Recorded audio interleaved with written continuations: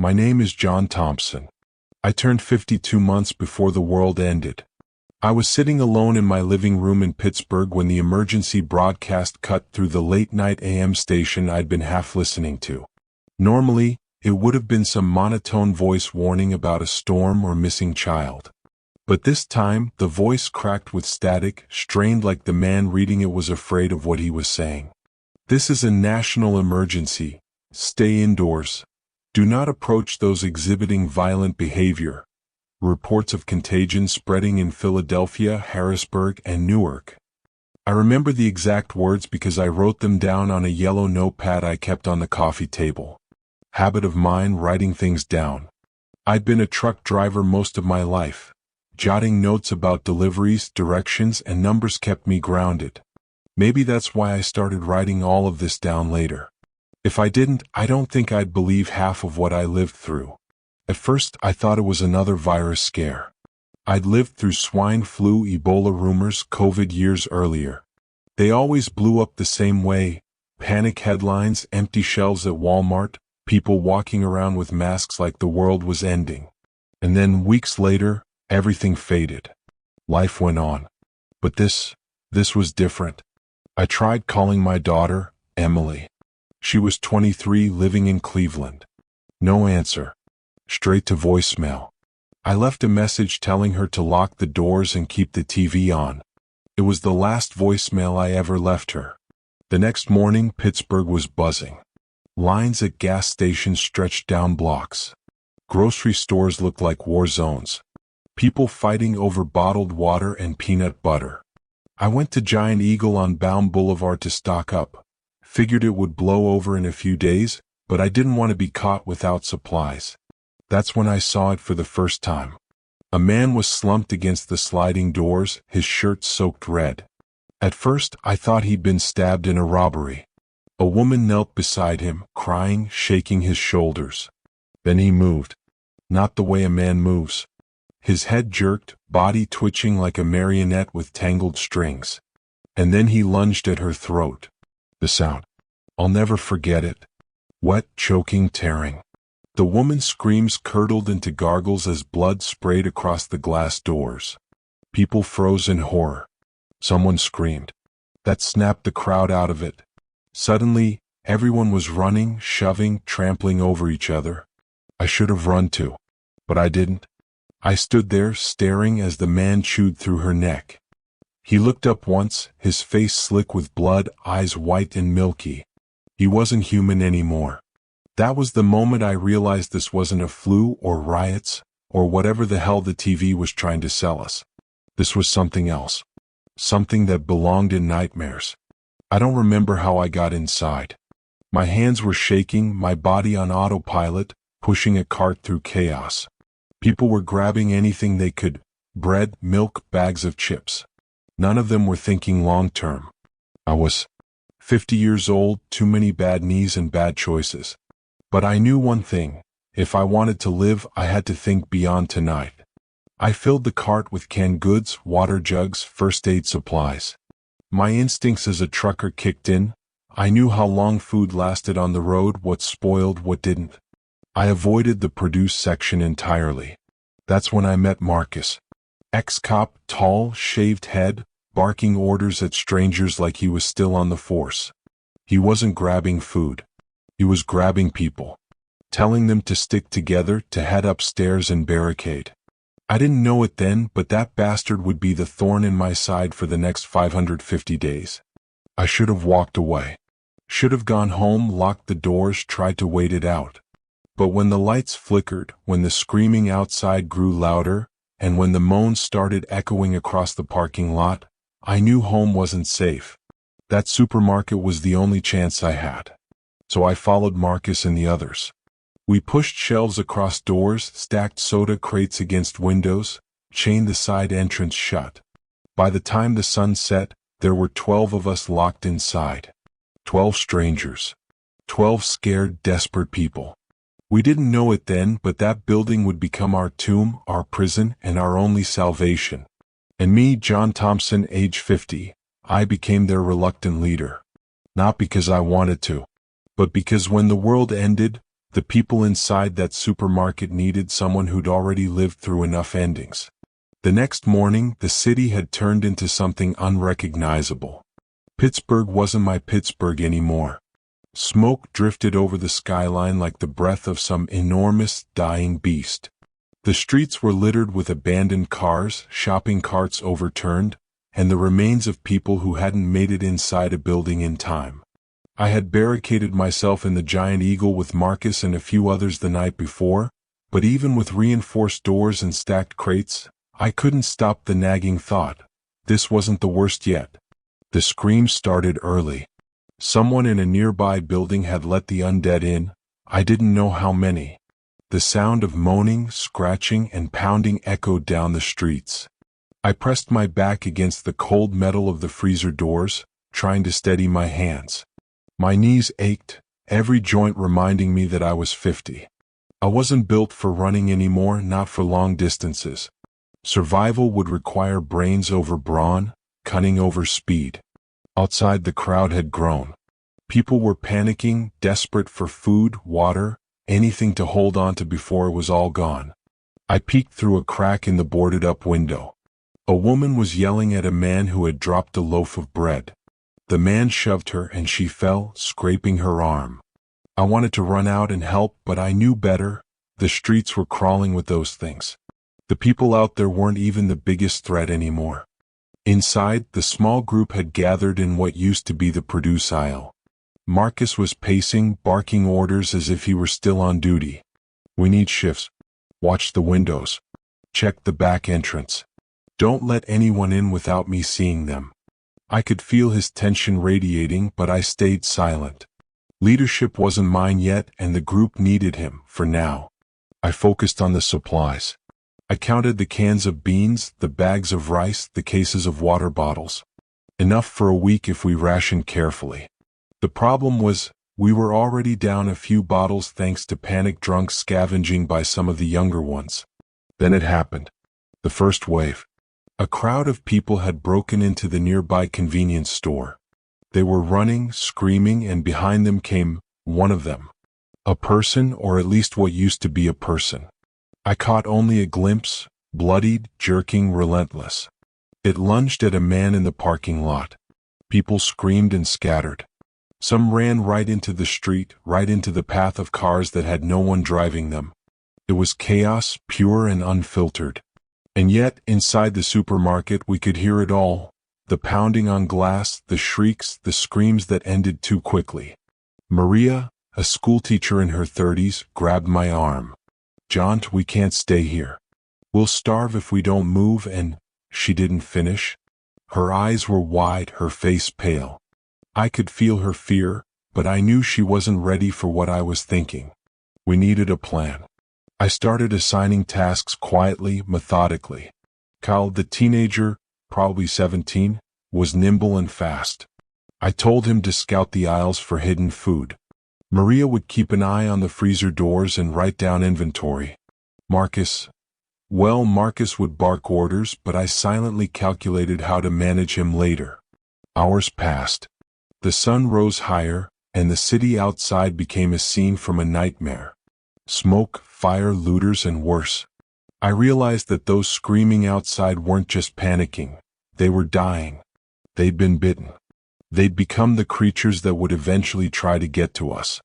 By mid-afternoon, the flood hit the supermarket doors themselves. A few desperate people tried to get inside, banging, shouting, crying. Marcus grabbed a crowbar and yelled, "Stay back. This is our home now." I moved to reinforce the barricade, using extra pallets and chains I found in the storage area. My hands shook, partly from the strain, partly from the adrenaline. I was 50 years old, but for the first time in my life I was moving like I had no choice but to survive. That night, we huddled together in the center of the store, sharing whispered stories, holding each other because no one could sleep. Every shadow seemed alive.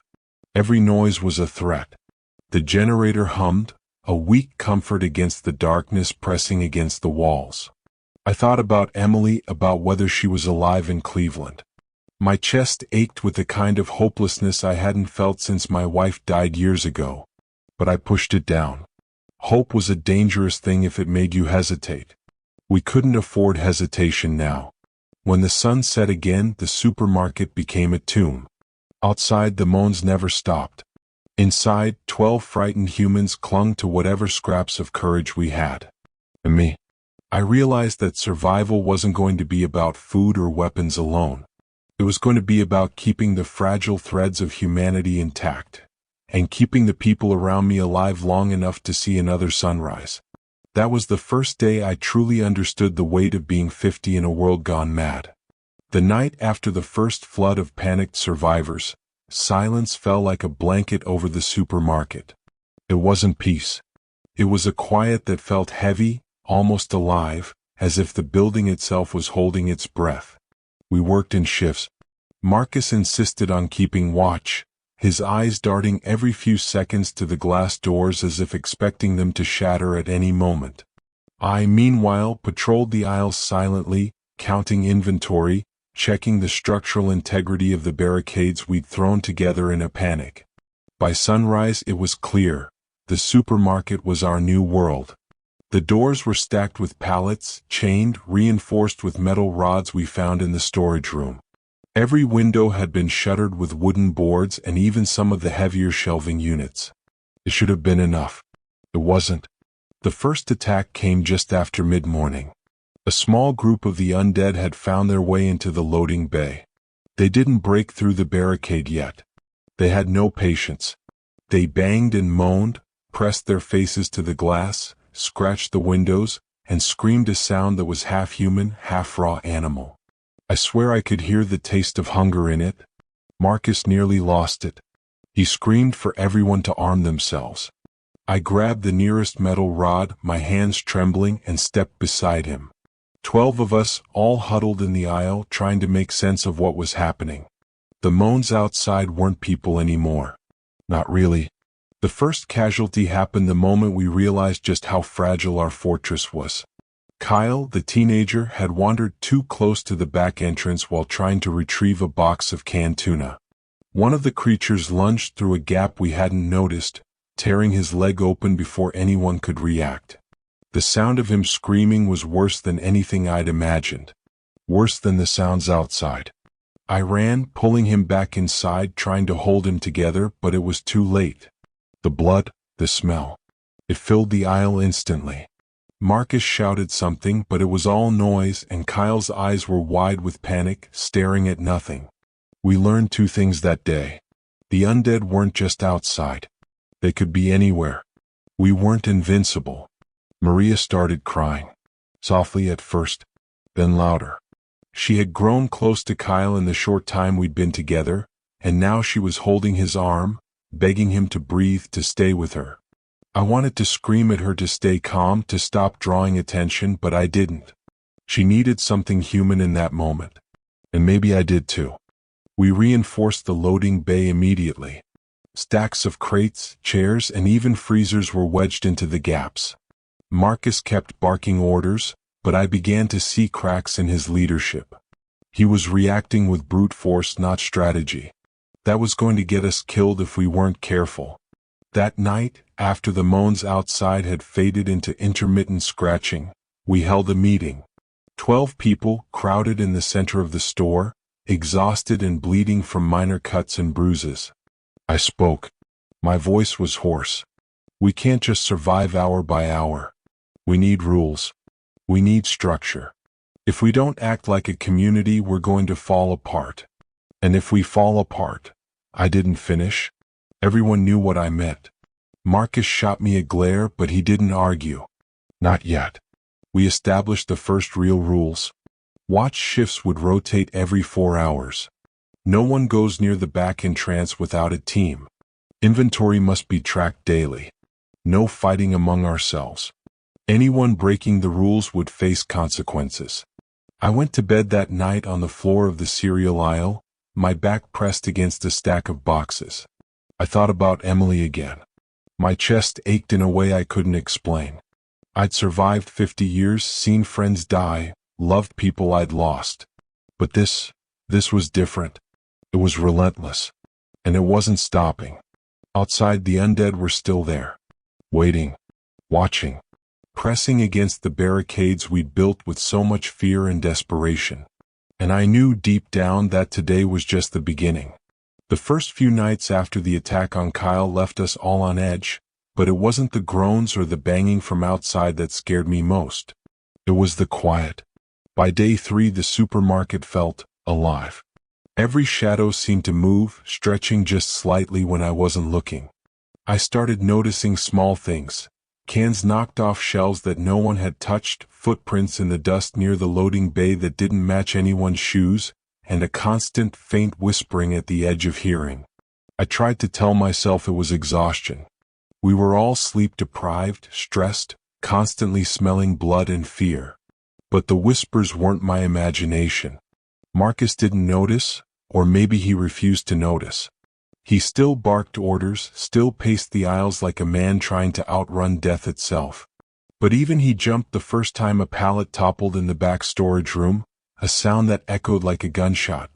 I decided to investigate. Alone. I crept through the produce aisle, metal rod in hand, my boots barely making a sound on the cold linoleum. The whispering grew louder the further I went toward the back of the store, toward the loading bay we had fortified. And then I saw it. A figure crouched in the shadows behind the stacks of soda crates. It wasn't moving like a person. It moved wrong. Jerky, unnatural, like a puppet with broken strings. And yet it didn't attack. Just watched. I froze. My heart pounded in my chest, loud enough I was sure it would hear. The figure tilted its head and I swear it whispered my name. John. I stumbled backward, almost knocking over a display of canned tomatoes. The sound must have been enough. The figure darted into the shadows and disappeared. When I told Marcus, he laughed. A short, bitter bark. You're losing it, John. You're tired. This place, it's getting to you. We're all tired. We can't afford paranoia. But I knew. I knew what I had seen. That night I couldn't sleep. The shadows seemed to creep closer as I lay on the floor beside Maria, who was shivering under a blanket.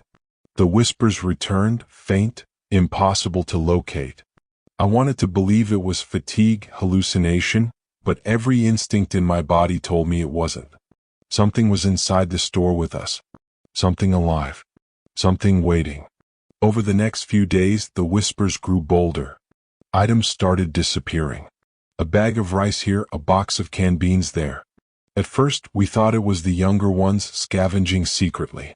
But when I confronted them, their faces were as scared as ours. No one had taken anything. The psychological toll was immediate. Marcus became more aggressive, slamming doors, yelling at shadows. Maria barely spoke, clinging to Kyle as he recovered from his injury. And me. I began hearing footsteps behind me even when I was alone, the faint scrape of nails on tile. One evening we discovered the first real casualty of the shadows. It was Luis, a quiet man in his 40s who'd barely spoken a word since the outbreak. We found him pinned between two shelves in the snack aisle, his eyes wide in terror, his body contorted as if something had attacked him silently. There was no bite, no blood. Just death. No one spoke for hours. I felt the weight of responsibility more than ever. We weren't just fighting the undead outside. There was something inside the store with us. Something intelligent. Something patient. I realized then that survival wasn't just about food, barricades, or weapons. It was about understanding the new rules of the world, the visible and the invisible. And I wasn't sure we were ready. By day 6 inside the supermarket, the exhaustion was starting to show.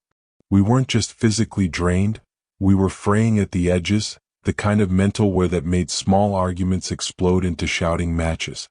Food had become a currency of tension. The cans of beans and boxes of rice were dwindling faster than we had planned. Kyle, still limping from his leg wound, tried to ration the water bottles. Maria was meticulous, writing down every single item consumed. But even with rules in place, something wasn't right. Items disappeared. One morning, I caught Marcus sneaking a bag of dried fruit into his jacket. Marcus, I barked, my voice echoing off the empty shelves. What the hell do you think you're doing? He froze, then straightened, trying to look casual. Just keeping it safe. For us. You can't trust anyone outside the group. I'm protecting our supplies. I knew the truth he was hoarding. And that's when the first real cracks in our fragile society appeared. We held an emergency meeting in the frozen foods aisle. The hum of the generator made the atmosphere feel almost oppressive, like we were under some kind of watchful eye. Marcus tried to justify himself. We have to think ahead. If the world outside collapses completely, we can't risk running out. I'm doing this for all of us. But Maria snapped. For all of us. Kyle's leg is barely healed. Luis, he's gone. We all survived the streets, and now you're betraying our trust. The argument spiraled. Voices grew louder. Shadows in the corners of the aisles seemed to twitch as if feeding on our fear. And then the whispering started again, faint, deliberate, almost like laughter. I slammed my hand on a crate. Enough! I shouted. The echoes bounced through the store. We're not going to survive by turning on each other. We either stick together or we die alone. You think the world outside is the only threat? Look at yourselves. Look at what's happening in here. The group fell silent, some of them staring at the floor, others glancing nervously at the dark corners. Marcus's jaw was tight, but he didn't argue further. Not today. Later, as I patrolled the aisles, I discovered the first truly sinister secret. Behind a stack of paper towels in a narrow gap between shelves, someone had built a tiny stash of food. Not for the group, for themselves. It wasn't Marcus this time. It was Kyle. My stomach twisted. The boy had been scared, injured, desperate, but stealing? In this world, stealing could mean life or death.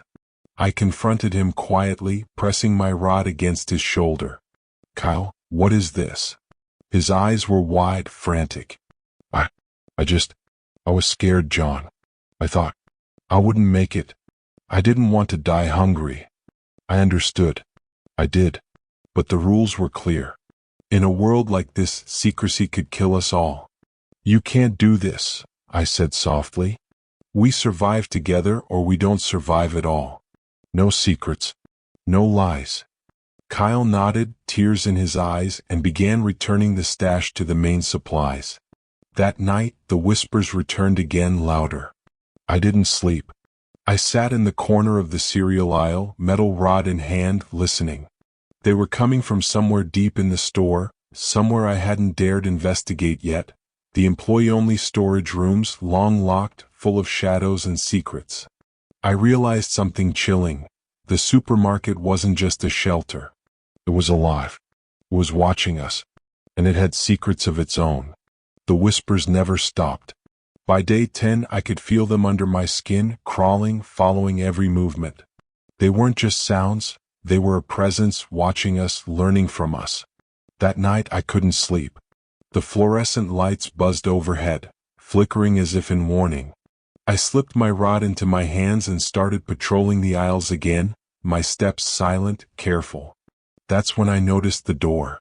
It had been there all along, a plain, gray door marked employees only near the far end of the store. We had avoided it. Something about it felt wrong. Too quiet. Too still. And now, standing there, I realized I had never truly seen the shadows moving around it. I tried the handle. Lock. A sigh escaped me, but instinct drove me further. I grabbed a crowbar from the cleaning supplies closet and pried at the hinges. The lock gave way with a screech that made me jump, and suddenly the door swung open to reveal darkness. I peered inside. The smell hit me first, damp, musty, and something metallic. Then my eyes adjusted.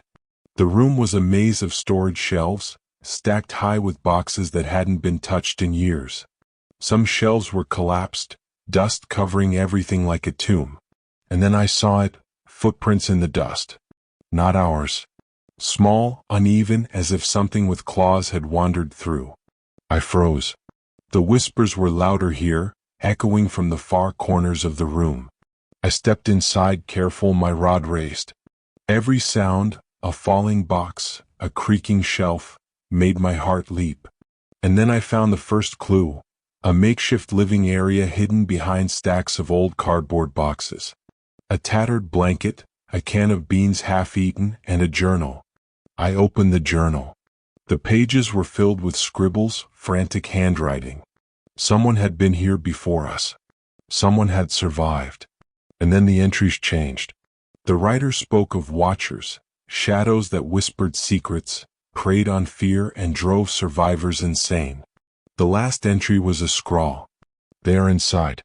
They are everything. Don't trust the walls. Don't trust the food. Don't trust yourself. A chill ran down my spine. I backed out of the room slowly, closing the door behind me. I had to tell the others. We couldn't ignore this anymore. The supermarket was more than a shelter.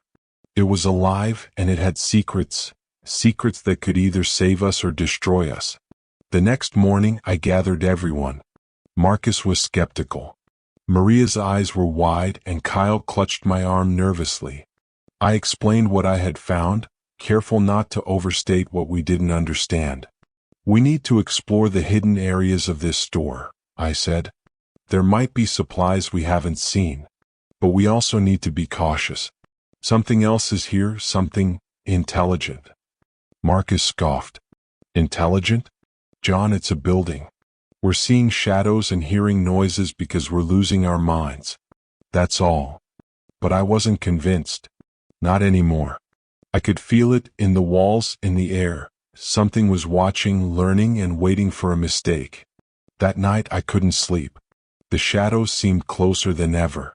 I thought I saw shapes moving behind the locked doors, twisting and jerking unnaturally. The whispers were almost a chant now, soft but unmistakable. John? John? John? I pressed my back against the shelves in the cereal aisle, gripping my rod, listening, knowing that tomorrow we would have to decide.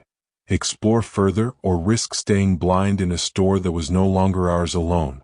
The night was heavy, pressing against us like water. Even with the generator humming in the background, the store felt darker than ever, as if the shadows themselves had mass. I had taken the first watch, pacing the aisles with my rod, alert to every sound. That's when I noticed it. The whispering wasn't just around me anymore, it was inside me. A soft, insidious voice repeating my name over and over.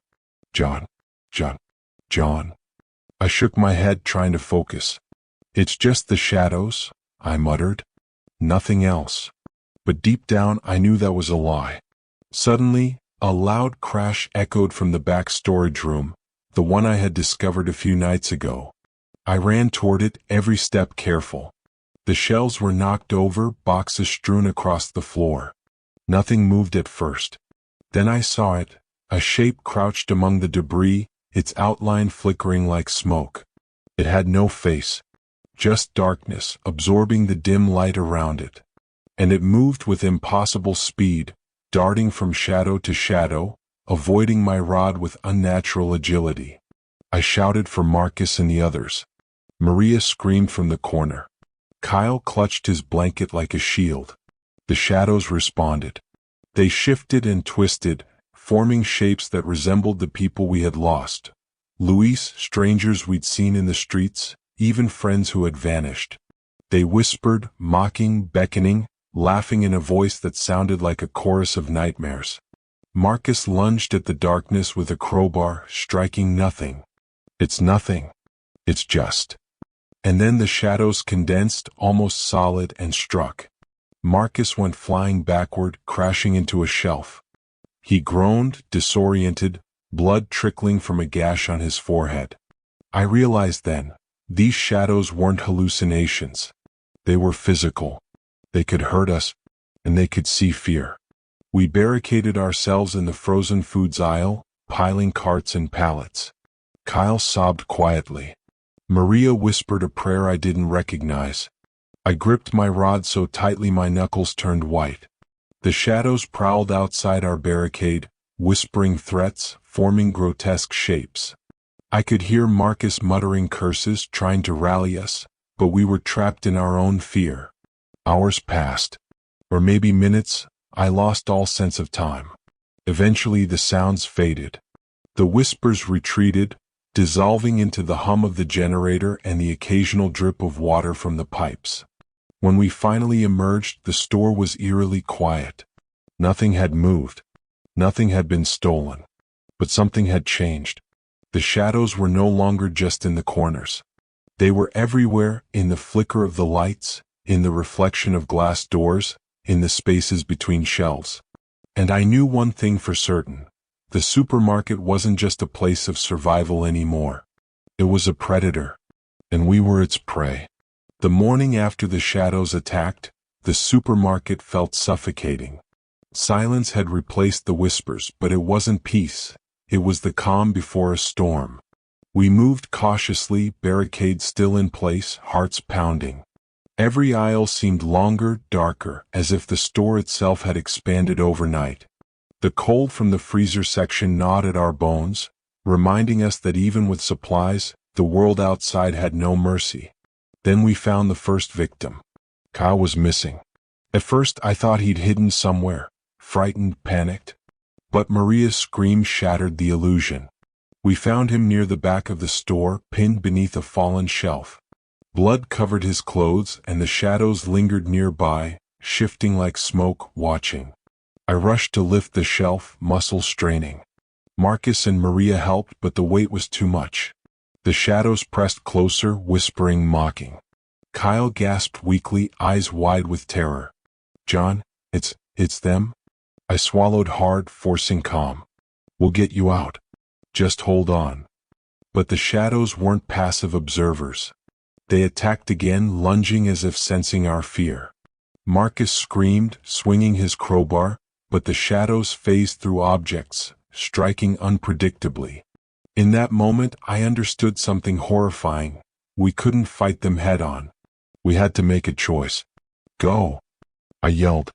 "Take him out of here. Now." Marcus hesitated. Maria looked at me, tears streaming. Kyle's breathing was shallow, fading.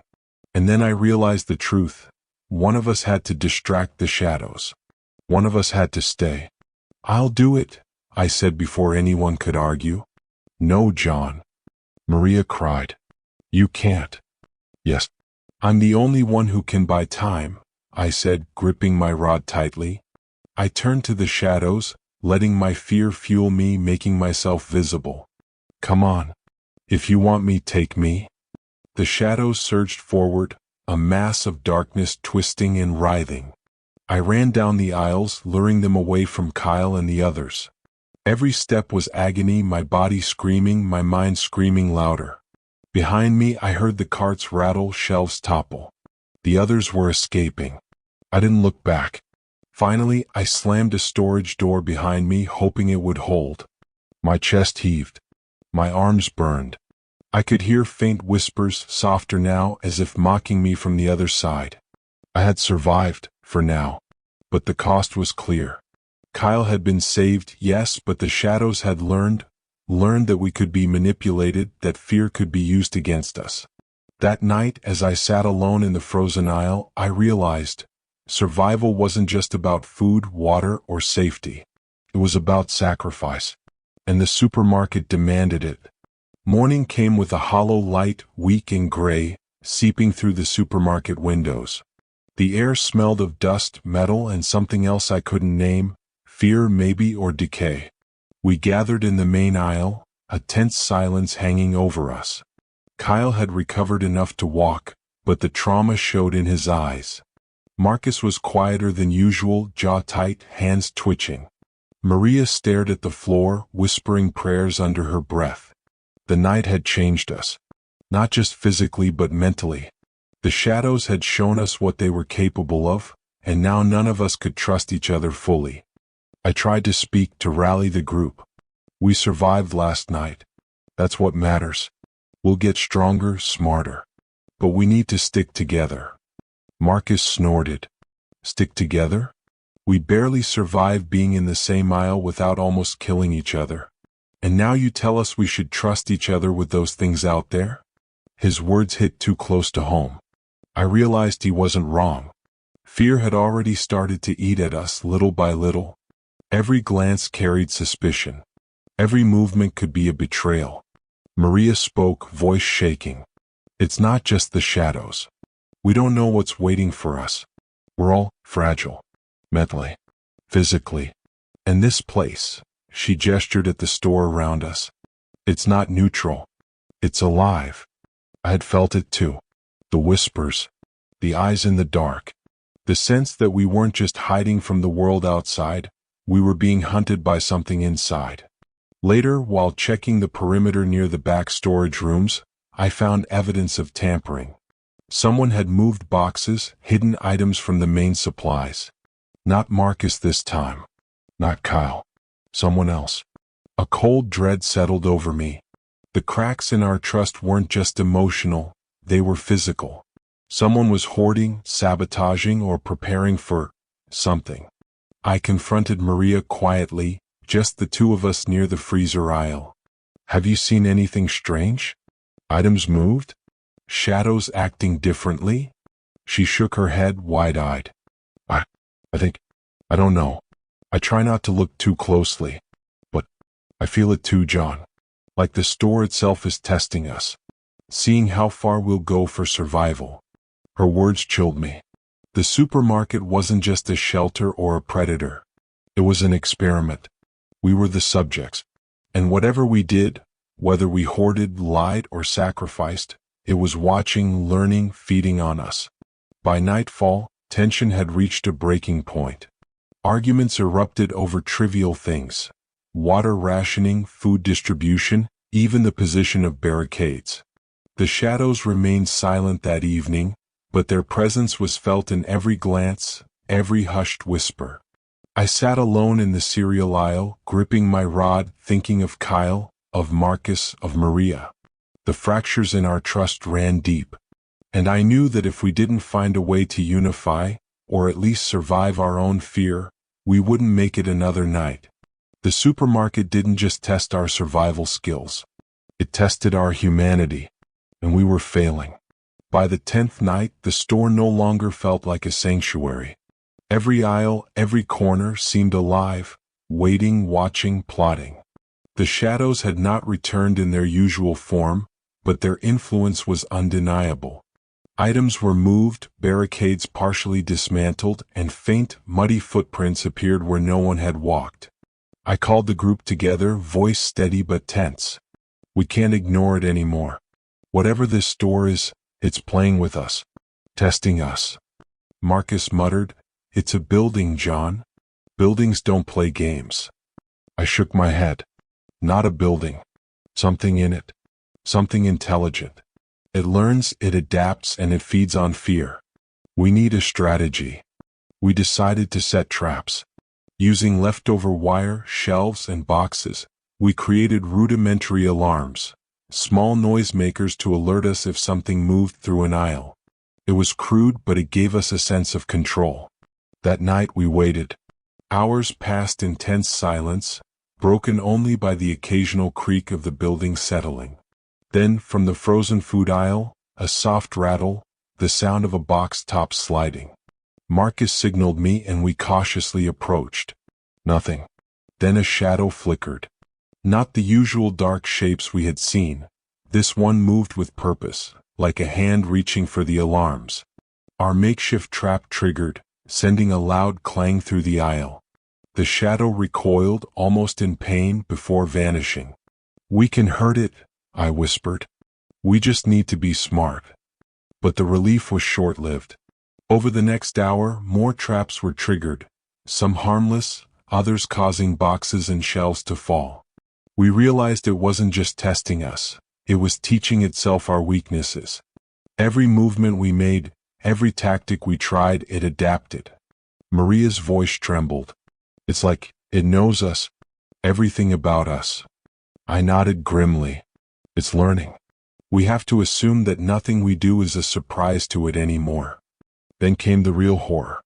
A voice, unmistakably human, yet distorted, layered over itself, echoed through the fluorescent lights. "John, alone. Follow, alone." My stomach turned. It was speaking directly to me. Not to Marcus, not to Maria, not to Kyle. Me. I glanced at the others. Fear etched on their faces. They weren't sure what to do. I couldn't either. But instinct took over. I stepped toward the back storage rooms, knowing the shadows would follow. And they did. The chase began. Shelves toppled around me, boxes flew, whispers turned into screams. I ran, zigzagging, forcing the shadows to mimic me, thinking I could lead them into another trap. But they were smarter now, anticipating my moves, cornering me in ways I didn't expect. I realized the truth in that moment. The supermarket wasn't just a predator. It was a player, and we were its pieces. Every fear, every mistake, every hesitation fueled it. Survival was no longer about fighting. It was about understanding the game and maybe outsmarting it. By the time I rejoined the group, panting and bloodied from minor cuts, the air was thick with tension. Marcus was pale. Maria clutched a shelf like a shield. Cal looked like he might cry. I whispered, mostly to myself, "We're not safe here anymore." Not really. And it's only going to get worse. The days blurred into one another. Time had lost meaning inside the supermarket. The fluorescent lights flickered intermittently, casting long, distorted shadows across the aisles. The generator hummed endlessly, a monotonous reminder that we were trapped in a place that wasn't just hostile, it was alive. Since the events of the Shadows game, I had been increasingly targeted. The whispers followed me everywhere, calling my name, taunting me. Every corner I turned, every dark space I passed seemed to watch. Marcus noticed, of course, but he didn't understand. Nobody could.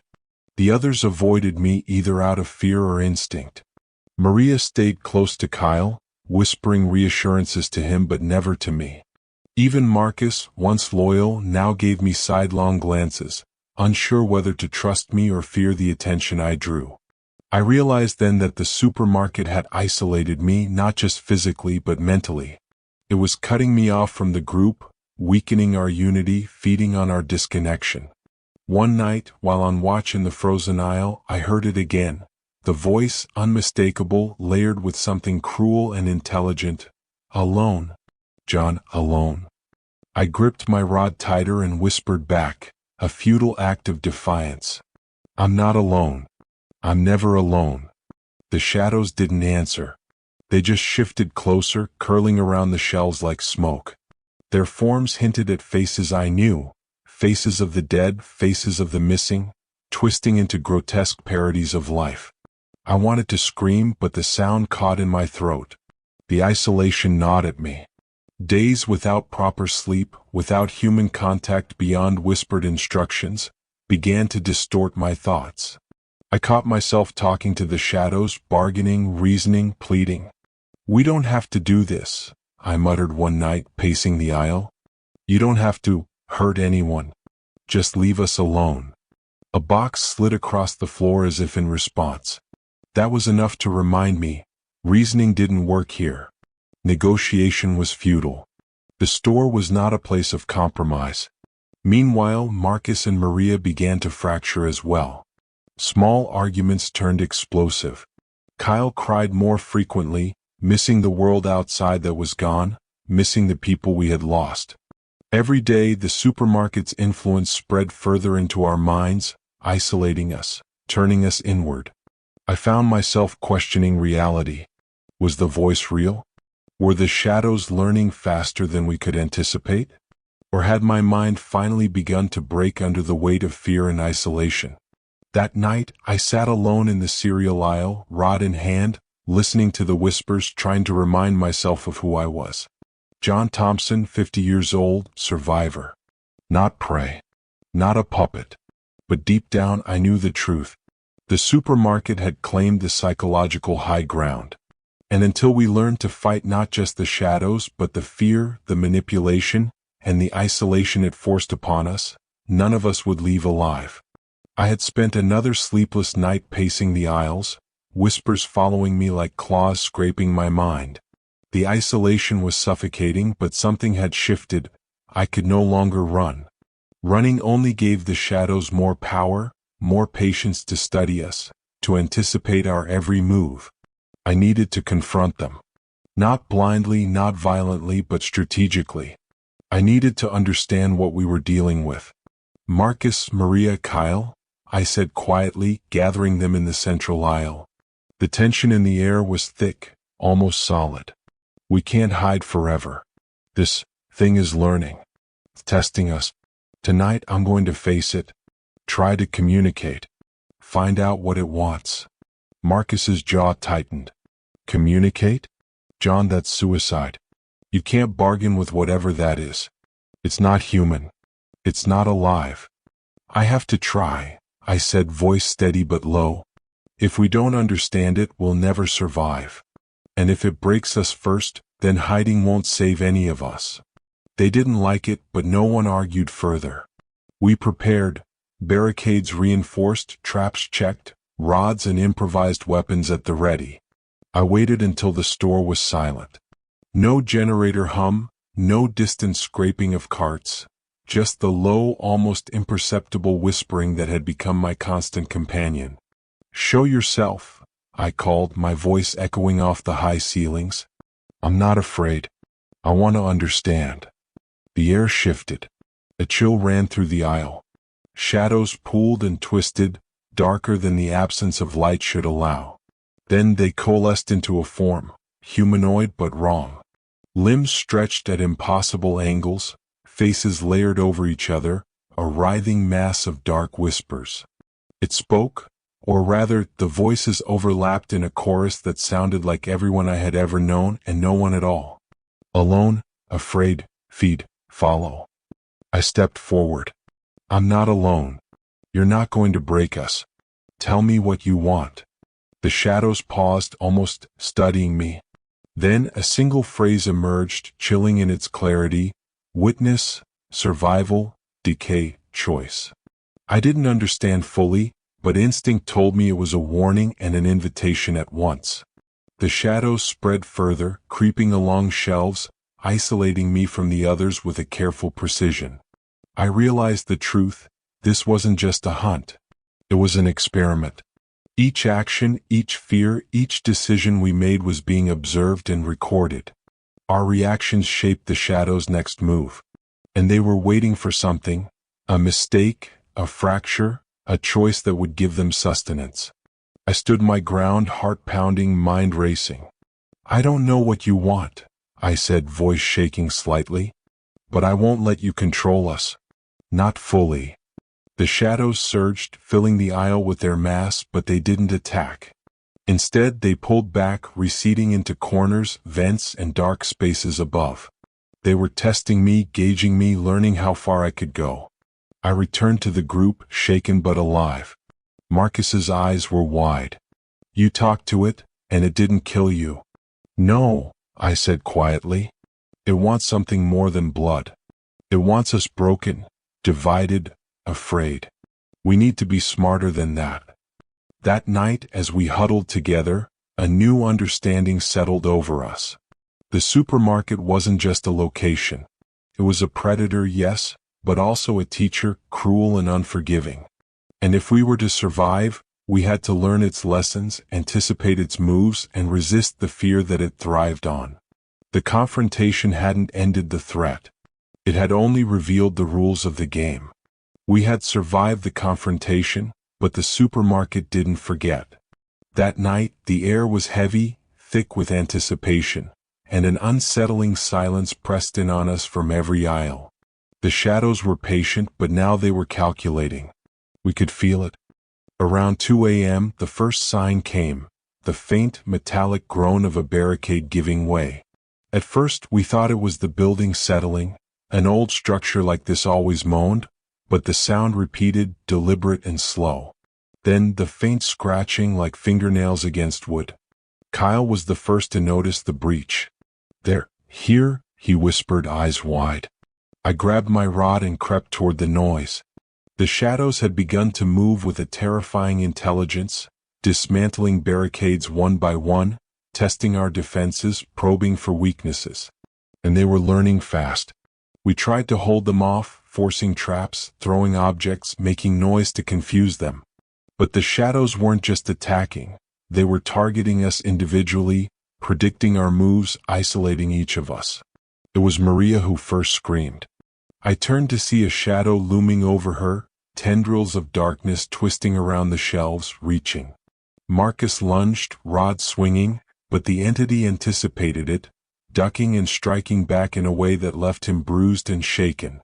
I realized then the truth: we weren't defending a building. We were defending our sanity, our cohesion, and our lives. And one mistake could be fatal. In the chaos, a stack of canned goods toppled, blocking our path back to the central aisle. Kyle froze, paralyzed by fear. I grabbed him, pulling him toward the exit, but the shadows had already learned how to funnel us. Every corridor became a trap. Every aisle an ambush. By the time we regrouped near the storage rooms, Marcus was bleeding from a gash on his arm, Maria was shaking uncontrollably, and Kyle was pale with terror. The supermarket had punched through our defenses, and we were forced to confront the reality: we weren't as safe as we thought. I tried to rally them, forcing myself to sound stronger than I felt. We survived this first breach, but only just. We need to rethink everything. Every barricade, every route, every plan. This place is learning, and if we don't, it will pick us off one by one.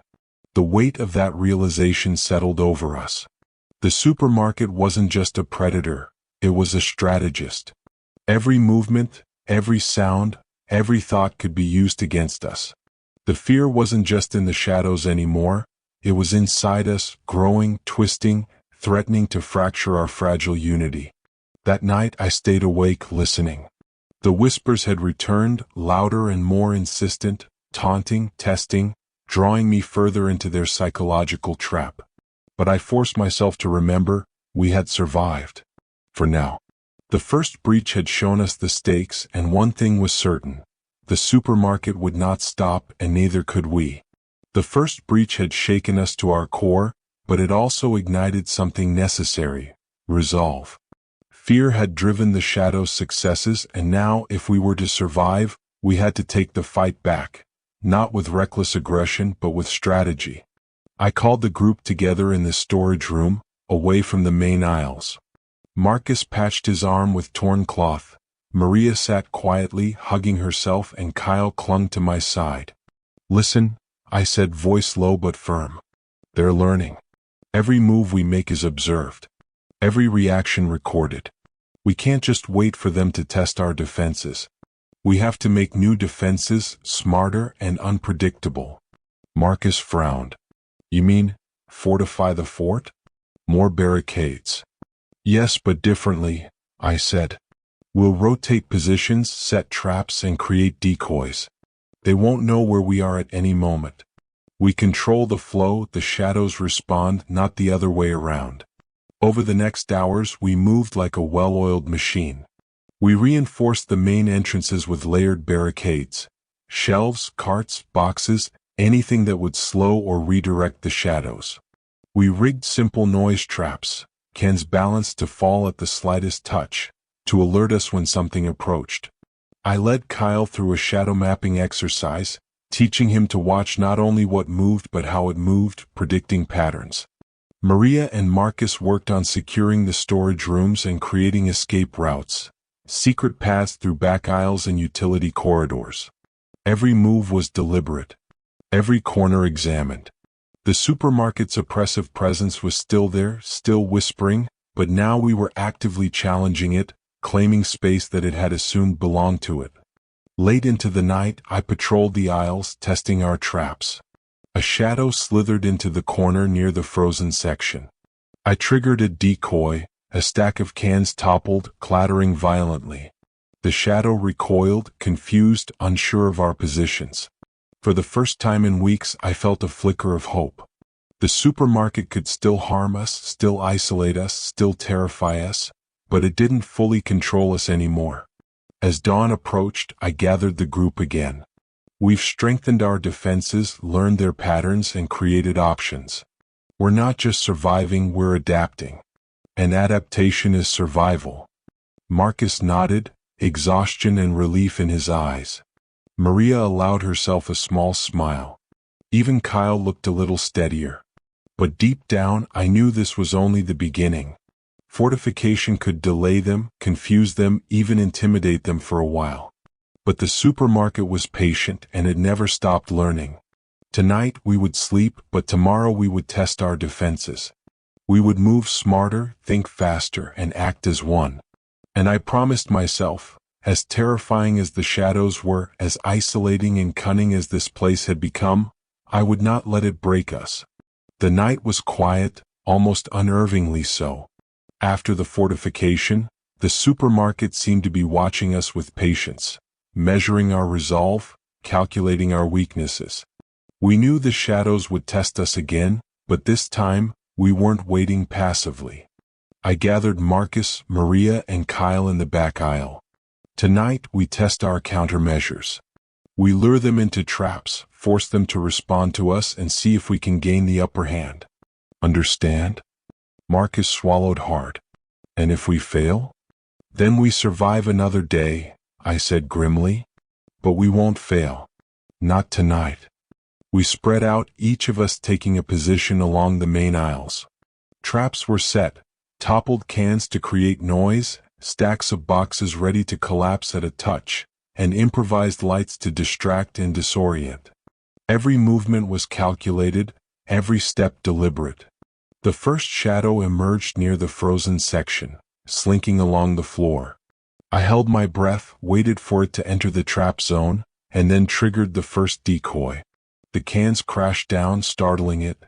For a moment, the shadow recoiled, a faint hesitation, enough for Marcus to push a barricade into its path. It was working. The shadows tested the barricades, probing with tendrils, trying to outmaneuver us. But now we were the ones directing the flow. Maria lured one into a narrow aisle, and I triggered a second trap, a cascade of boxes falling in a way that forced the shadow to retreat. Kyle, trembling but determined, kept watch over the side aisles, signaling when one approached. For the first time, we moved not just defensively but proactively, turning the supermarket's intelligence against itself. Hours passed like this, a tense game of cat and mouse. Shadows tested, we responded, learning from their patterns. Every success boosted morale. Every small victory reminded us that we still had agency in a place designed to strip it away. But the supermarket was patient, and eventually it escalated. A massive shadow surged from the central aisle, faster and more coordinated than anything we had seen. Marcus yelled, shoving barricades in its path, but it forced through with unnatural strength. I realized then, this was the test, the climax of our counterstrike.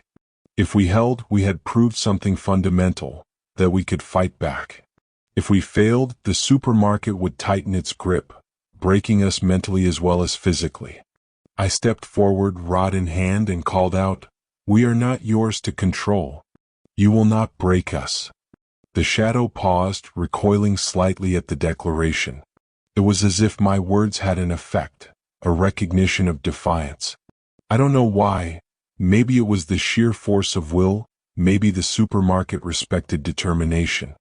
We used that moment, pushing back with all our traps, all our strategies, driving the shadow back into the deeper aisles, out of sight. The warehouse section fell silent once more, but this time, it was our silence, not one of fear. When we regrouped, battered and exhausted, we realized something profound. The supermarket could adapt, but so could we. Every breach, every whisper, every fear had taught us something. And from now on, we would fight not just to survive, but to shape the terms of our survival. That night, for the first time in months, we slept with a flicker of hope. The supermarket remained a predator, patient and intelligent, but we had struck back. And that strike, however small, had reminded us of a truth we could never forget. In a war of fear, courage and unity could be as lethal as any weapon. The morning after the counterstrike brought no relief. The supermarket seemed calmer at first, almost serene, as if it were lulling us into a false sense of security. But we knew better. Patience was part of its strategy. And by evening the proof arrived. It started subtly, items misplaced, shelves slightly ajar, whispers in corners we hadn't even patrolled. At first, I thought exhaustion was playing tricks on me. But Marcus noticed too, a shadow moving with a precision we hadn't seen before, weaving around traps like it knew our patterns. "They've changed," he muttered, eyes wide. "They learned." I nodded grimly. "And we forced them to." By nightfall, the supermarket made its next move. Shadows split and coordinated, striking from multiple directions simultaneously. We were forced to retreat, barricades pushed back, traps bypassed. It wasn't just physical, they were targeting our weaknesses. Moments of hesitation, corners where we argued, even areas where fear lingered in the air. Maria shivered beside me. "It's personal," she whispered. I realized she was right. The supermarket wasn't just reacting, it was studying us, learning who we were and how we felt, and using it against us. The psychological game had escalated. Kyle panicked when a shadow appeared near his position. I grabbed him, dragging him into cover, and in that instant, the shadow froze mid-motion. It didn't attack, not yet. It was calculating, waiting for the exact moment to strike. "We can't fight them the same way anymore," I said, breathing heavily. "We need unpredictability, randomness, confusion. Every step, every move has to be something they can't anticipate." Over the next hours, we improvised. We switched positions constantly, creating decoys, moving silently, leaving false trails. Shadows fell for some, recoiled from others. For the first time, the supermarket faced uncertainty, and we gained a small advantage. But the cost was clear. Marcus's arm was bleeding again from a misjudged barricade, Maria was trembling, and Kyle was on the verge of collapse. The supermarket had adapted faster than we could fully respond, and it was only a matter of time before it tested our limits again. As I stood in the central aisle, surveying the chaos, I realized the uncomfortable truth. The supermarket wasn't just a place we were trapped in. It had become a living adversary, evolving, learning, and waiting. Survival wasn't about barricades or traps anymore. It was about anticipating evolution itself. That night, I made a silent promise. We wouldn't just react. We would force the supermarket to react to us. And no matter the cost, we would survive. The supermarket had adapted. That much was undeniable. Shadows moved faster, coordinated better, and seemed to anticipate even our smallest maneuvers. Waiting for the next attack would only give them more advantage. We needed to act, decisively, boldly, and unpredictably. I called the group together in the storage room, outlining a plan I had spent hours formulating. "We're not just defending anymore," I said, voice steady despite the fear coiling in my stomach. "We're going to strike preemptively. Hit them where they don't expect it, create confusion, and regain control of the central aisles." Marcus frowned. "We're outnumbered, outmatched, and exhausted. How do we even begin?" "By thinking like they do," I replied. "Shadows move by pattern. They learn. But we can break that pattern. Randomness, distraction, misdirection. We force them to react to us." The plan was simple in theory but complex in execution. Marcus and I would create a series of controlled distractions along the north aisles, drawing shadows away from the central section. Maria and Kyle would take a flanking route, setting traps and collapsing barricades to funnel the entities into zones we controlled. Every step had to be precise. Every second counted. Night fell. I took a deep breath and moved into position, heart pounding. Shadows lurked everywhere, whispering and shifting in ways that made the skin crawl. But this time we weren't running. We were pushing forward. The first wave of shadows took the bait. Marcus triggered the noise traps, cans clattering violently, echoing through the aisles. Shadows surged toward the sound, confused and disoriented. I signaled Maria and Kyle, who sprang their traps, sending stacks of boxes crashing down, forcing the shadows into corridors of our choosing. It worked, at first. Then came the adaptation. One shadow, larger and faster than the rest, broke free from our funnel. It lunged at Kyle, tendrils whipping, and for a moment I froze. But training and adrenaline took over. I shoved Kyle out of the way and Marcus barreled into the shadow, pushing it back with all his strength. The chaos was almost total. Shadows surged, retreated, collided with traps, and vanished into dark corners. But slowly, steadily, we gained ground, reclaiming aisles that had felt like death traps just days before. By the early hours of morning, we had retaken control of the central aisles. Shadows still lurked in corners, still whispered in the dark, but we had proven something fundamental. We could dictate the terms of engagement. We regrouped, panting and battered, but alive. Marcus's arm was scraped, Maria's hands were raw from setting traps, and Kyle's face was pale but determined. I looked around at them, my family in this nightmare, and felt a spark of hope I hadn't felt in months. The supermarket was still dangerous. The shadows were still intelligent. But now they were reacting to us, not the other way around. And for the first time, I realized that survival wasn't just about enduring. It was about fighting back, shaping the battlefield, and refusing to be prey. For a brief moment we had felt in control. The central aisles were ours, the shadows confused, and the supermarket seemingly subdued.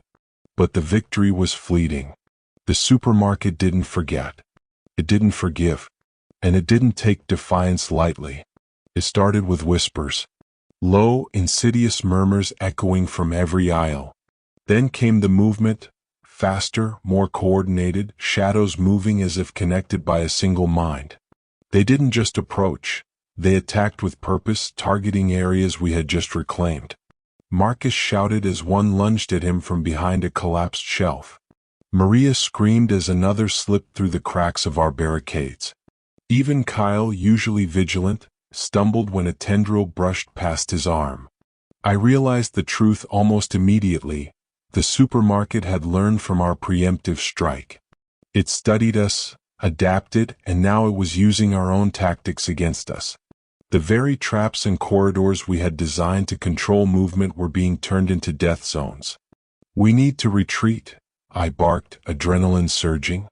"Back to the storage rooms. Use the secondary barricades." We scrambled, shadows pressing close, some slipping past, others blocked by hastily reinforced barricades. Every step felt like running through a nightmare, the walls closing in, every sound amplified, every shadow a threat. Once we reached the storage rooms, I slammed the doors shut, breathing heavily. The group huddled together, bruised, scratched, and terrified. They know us now," Maria whispered, voice trembling. "They know what scares us, where we hide." "Yes," I said quietly. "And that's why we can't fight them the same way anymore. The supermarket isn't just a building. It's alive, aware, and relentless. We've poked the beast, and now it's retaliating." For the next hours, we fortified, shifted positions, and listened. Shadows moved outside the doors, whispering, scratching, testing our defenses. Sleep was impossible. Even silence felt dangerous. I realized something crucial. The supermarket's intelligence wasn't static. Every decision we made, every reaction we had fed it, made it smarter, faster, more precise. Survival would no longer be about reacting to attacks. It would be about anticipating its evolution, predicting its next moves before they happen. And I knew, deep down, that the cost of failure was no longer just injury or exhaustion. If we failed, it could break us completely, physically, mentally, emotionally. But in that terrifying night, as shadows pressed against our barricades, I also understood something else. Despite everything, we were still human, still capable of courage, cunning, and defiance. The supermarket could strike. It could escalate. But it hadn't broken us yet. And I vowed it never would. We were cornered. Not just physically but mentally. The supermarket had learned, adapted, and turned our own strategies against us. Shadows now moved with precision, targeting weak points, exploiting fear. Every barricade felt fragile. Every aisle a potential trap.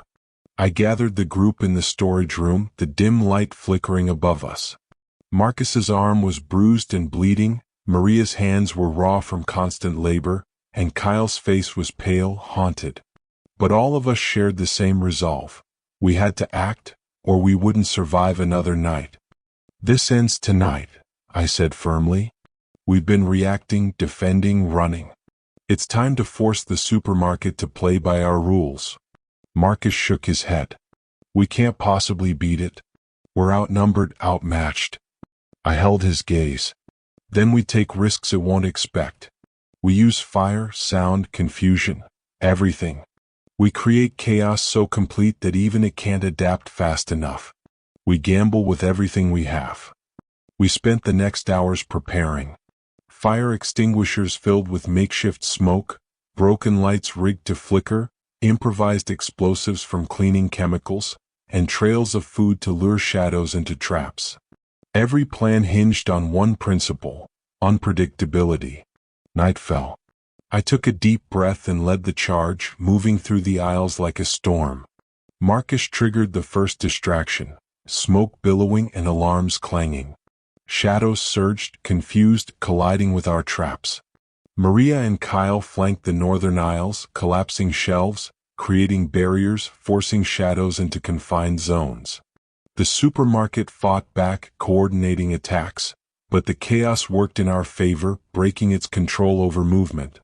I faced a massive shadow in the central aisle, its tendrils striking like whips. My heart raced, but I stood my ground, using the rod to parry and push. Marcus joined, and together we forced it back into a trap. It shrieked, a sound that echoed through the aisles like metal grinding on glass, and then recoiled, stunned. One by one, shadows fell into our gambit, trapped, diverted, or blinded by our improvised tactics. The supermarket writhed, but it couldn't anticipate the randomness we had woven into every step. Hours passed in a blur of chaos, fear, and adrenaline. When the first light of dawn seeped through the cracked windows, the supermarket was eerily silent. The shadows that had survived retreated, slipping into corners, subdued. We were battered, exhausted, and barely alive. Marcus clutched his arm, Maria's hands were bleeding, and Kyle trembled violently. But we had won a decisive moment. For the first time, the supermarket reacted to us, not the other way around. I sank to the floor, heart pounding, and looked at my makeshift family. We survived, together. For a moment, the fear lifted. The shadows were still out there, the supermarket still alive, but we had taken back control, even if only partially. We had gambled everything, and somehow, against all odds, we had prevailed. The first light of dawn spilled through the cracked windows of the supermarket, casting long, thin shadows across the aisles. Silence, eerie, almost sacred, hung in the air. We were alive. For now. But survival had come at a cost that each of us felt deep in our bones. Marcus leaned against a shelf, arm bandaged, face pale. Maria sat on the floor, hands shaking, still trying to steady her breath. Kyle stared at the flickering fluorescent lights, his eyes haunted, as if he were seeing every shadow we had fought only hours ago replay in his mind. And I simply stood in the central aisle, listening to the quiet and trying to remember what peace felt like. The supermarket had retreated, not defeated, but cautious. It had learned that we were no longer passive prey. We had forced it to react, to respect our unpredictability. For the first time, we had momentary dominance. But I knew better than to celebrate. This was survival, not victory. I looked at the faces of the people I had come to rely on, my family in this apocalypse. We made it through the night, I said quietly. We survived. Maria's lips trembled. But how long until it strikes again? I sighed, the weight of truth pressing down. We don't know. But we've learned, we've adapted, and we're stronger than we were yesterday. That's all we can control. We moved through the aisles carefully, checking barricades, salvaging supplies, and tending to injuries. Every action was methodical, precise, habits we had forged from months of terror. Each shadow we encountered moved cautiously, almost respectfully, aware now of the human minds it could not easily predict. For a brief moment, hope flickered. It was fragile, yes, but real. We had survived 550 days of relentless horror, endured fear and loss, and somehow retained our humanity. That in itself was an achievement, a defiance against the unnatural intelligence that haunted this place. I paused at the checkout lanes, staring at the shattered registers and toppled shelves. The supermarket, once a mundane place of commerce, had become a battleground, a prison, and a teacher.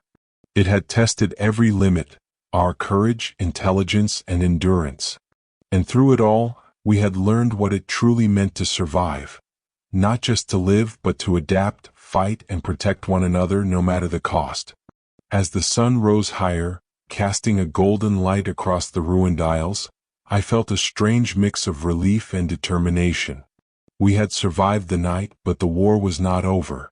The shadows would return. The supermarket would continue to evolve. And we would be ready. I glanced at Marcus, Maria, and Kyle. We survived because we didn't give up, I said. And tomorrow we keep surviving. Together. For now that was enough. The dawn of survival was here, fragile, uncertain, but undeniably ours.